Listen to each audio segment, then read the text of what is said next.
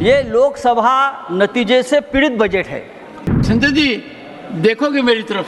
हाँ, मैं आपसे बात कर रहा हूँ सर, और मैं आपसे ही डायलॉग करूंगा। बस यहाँ है कौन मेरा आपके सिवा है?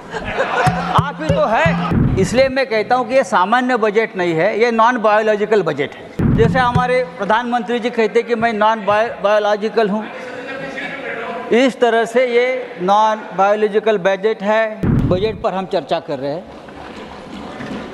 Thank you for information.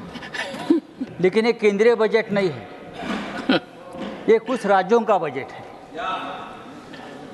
क्योंकि इस बजट से महाराष्ट्र गायब है, इस बजट से तेलंगाना गायब है, हरियाणा गायब है, केरल गायब है, तमिलनाडु गायब है, पंजाब गायब है, उड़ीसा गायब है, हाँ, दिल्ली गायब है। तो लगभग इस देश, पश्चिम बंगाल गायब है, झारखंड गायब है।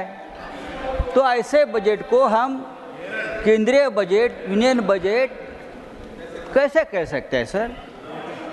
बात ऐसी है कि इसलिए मैं कहता हूं कि ये सामान्य बजट नहीं है, ये नॉन बायोलॉजिकल बजट है। दिस इज नॉन, जैसे हमारे प्रधानमंत्री जी कहते कि मैं नॉन बायोलॉजिकल हूँ, इस तरह से ये नॉन बायोलॉजिकल बजट है। कैसे बनाया, कहाँ से बनाया, किसके लिए बनाया, उसके लाभार्थी कौन है, क्या है। लेकिन एक बात तो सही है, ये बजट जो बना है उस बजट के ऊपर लोकसभा का जो नतीजे है उसका बहुत बड़ा प्रभाव है। संजय जी ये लोकसभा नतीजे से पीड़ित बजट है, ये पीड़ित बजट है। संजय जी देखोगे मेरी तरफ?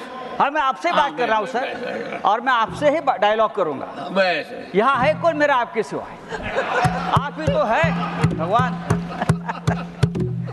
सर, प्रधानमंत्री जी ने कहा था कि मैं भ्रष्टाचार का पैसा जनता में बांटूंगा। हमें लगा कि इस बजट में ऐसी कुछ योजना आ जाएंगी कि जो भ्रष्टाचार का पैसा 10 साल में जमा किया है ईडी के माध्यम से, वो आप सबको बांट देंगे, ऐसी कोई घोषणा आप करेंगे। लेकिन हुआ है उल्टा। जो पैसा अपने भ्रष्टाचार के माध्यम से जब्त किया था, ऐसा हमने देखा, वो वापस वही भ्रष्टाचारियों को बांट दिया।